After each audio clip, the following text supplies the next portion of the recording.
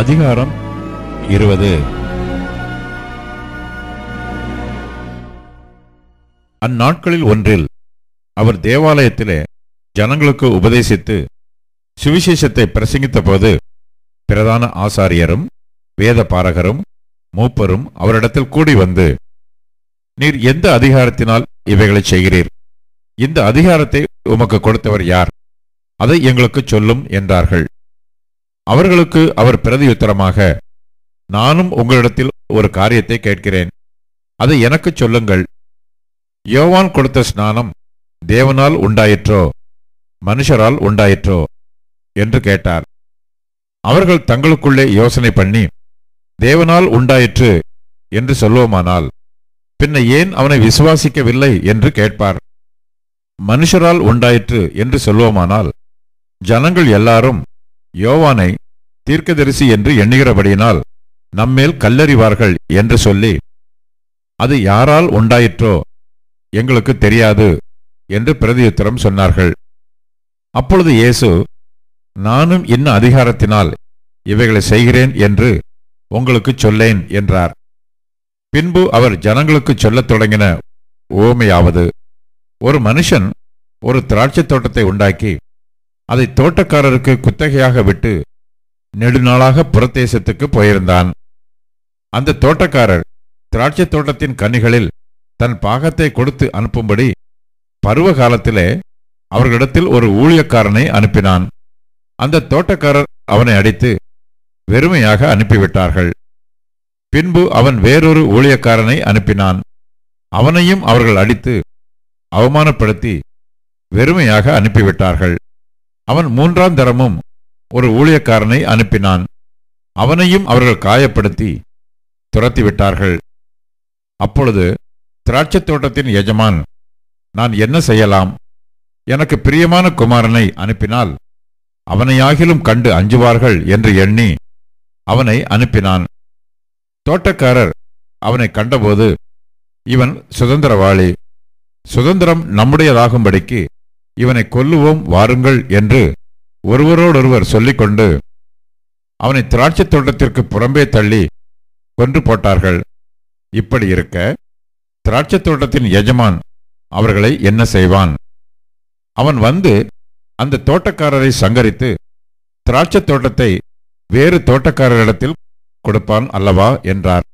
அவர்கள் அதை கேட்டு, அப்படி ஆகாதிருப்பதாக என்றார்கள்.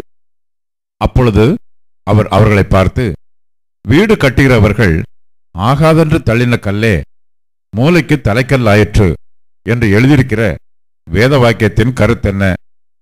அந்த கல்லின் மேல் விழுகிறவன் எவனோ அவன் நொறுங்கி போவான். அது எவன் மேல் விழுமோ அவனை நசுக்கி போடும் என்றார்.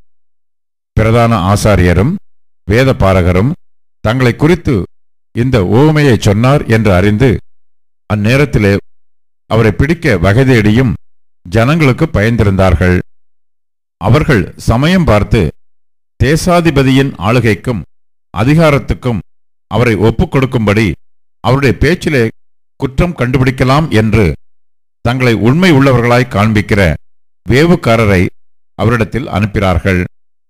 அவர்கள் வந்து, போதகரே, நீர் நிதானமாய் பேசி உபதேசிக்கிறீர் என்றும் முகத்தாட்சணியமில்லாமல் தேவனுடைய மார்க்கத்தை சத்தியமாய் போதிக்கிறீர் என்றும் அறிந்திருக்கிறோம். ராயனுக்கு வரி கொடுக்கிறது நியாயமோ அல்லவோ? எங்களுக்கு சொல்லும் என்று கேட்டார்கள். அவர்களுடைய தந்திரத்தை அவர் அறிந்து, நீங்கள் என்னை ஏன் சோதிக்கிறீர்கள்? ஒரு பணத்தை எனக்கு காண்பியுங்கள், இதில் இருக்கிற சொரூபமும் மேலெழுத்தும் யாருடையது என்று கேட்டார். அதற்கு அவர்கள், ராயனுடையது என்றார்கள். அதற்கு அவர், அப்படியானால் ராயனுடையதை ராயனுக்கும் தேவனுடையதை தேவனுக்கும் செலுத்துங்கள் என்றார். அவர்கள் அவரை ஜனங்களுக்கு முன்பாக பேச்சிலே குற்றம் பிடிக்கக்கூடாமல் அவர் சொன்ன உத்தரவை குறித்து ஆச்சரியப்பட்டு மௌனமாயிருந்தார்கள். உயிர்த்தெழுதல் இல்லை என்று சாதிக்கிற சதுசேயரில் சிலர் அவரிடத்தில் வந்து, போதகரே, ஒருவன் மனைவியை உடையவனாயிருந்து பிள்ளை இல்லாமல் இறந்து போனால் அவனுடைய சகோதரன் அவன் மனைவியை விவாகம் பண்ணி தன் சகோதரனுக்கு சந்தானம் உண்டாக்க வேண்டும் என்று மோசே எங்களுக்கு எழுதி வைத்திருக்கிறாரே. சகோதரர் 7 பேர் இருந்தார்கள். அவர்களில் மூத்தவன் ஒரு பெண்ணை விவாகம் பண்ணி பிள்ளை இல்லாமல் இறந்து போனான். பின்பு 2ஆம் சகோதரன் அவளை விவாகம் பண்ணி அவனும் பிள்ளை இல்லாமல் இறந்து போனான். 3ஆம் சகோதரனும் அவளை விவாகம் பண்ணினான். அப்படியே 7 பேரும் அவளை விவாகம் பண்ணி பிள்ளை இல்லாமல் இறந்து போனார்கள். எல்லாருக்கும் பின்பு அந்த ஸ்திரீயும் இறந்து போனாள். இவ்விதமாய் 7 பேரும் அவளை விவாகம் பண்ணியிருக்க, உயிர்த்தெழுதலில் அவர்களில் எவனுக்கு அவள் மனைவியாயிருப்பாள் என்று கேட்டார்கள். இயேசு அவர்களுக்கு பிரதியுத்தரமாக, இந்த பிரபஞ்சத்தின் பிள்ளைகள் பெண் கொண்டும் பெண் கொடுத்தும் வருகிறார்கள். மறுமையையும் மரித்தோரிலிருந்து எழுந்திருக்குதலையும் அடைய பாத்திரராக எண்ணப்படுகிறவர்களோ பெண் கொள்வதும் இல்லை, பெண் கொடுப்பதும் இல்லை. அவர்கள் இனி மரிக்கவும் மாட்டார்கள்.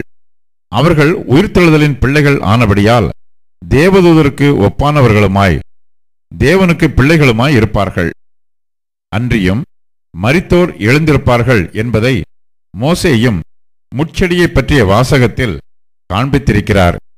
எப்படியெனில், கர்த்தரை ஆபிரகாமின் தேவன் என்றும் ஈசாக்கின் தேவன் என்றும் யாக்கோபின் தேவன் என்றும் சொல்லியிருக்கிறார். அவர் மரித்தோரின் தேவனாயிராமல் ஜீவனுள்ளோரின் தேவனாய் இருக்கிறார். எல்லாரும் அவருக்கு பிழைத்திருக்கிறார்களே என்றார். அப்பொழுது வேத பாரகரில் சிலர் அதை கேட்டு, போதகரே, நன்றாய்ச் சொன்னீர் என்றார்கள். அதன் பின்பு அவர்கள் அவரிடத்தில் வேறொன்றும் கேட்க துணியவில்லை. அவர் அவர்களை நோக்கி, கிறிஸ்து தாவீதின் குமாரன் என்று எப்படி சொல்லுகிறார்கள்?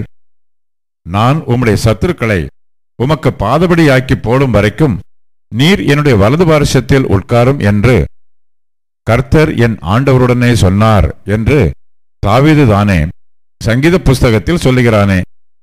தாவீது அவரை ஆண்டவர் என்று சொல்லியிருக்க, அவனுக்கு அவர் குமாரனா இருப்பது எப்படி என்றார். பின்பு ஜனங்கள் எல்லாரும் கேட்கையில் அவர் தம்முடைய சீஷரை நோக்கி, நீண்ட அங்கிகளை தரித்துக் கொண்டு திரியவும், சந்தை வெளிகளில் வந்தனங்களை அடையவும், ஜெப ஆலயங்களில் முதன்மையான ஆசனங்களில் உட்காரவும், விருந்துகளில் முதன்மையான இடங்களில் இருக்கவும் விரும்பி விதவைகளின் வீடுகளை பட்சித்து பார்வைக்கு நீண்ட ஜெபம் பண்ணுகிற வேதபாரகரை குறித்து எச்சரிக்கையாயிருங்கள்.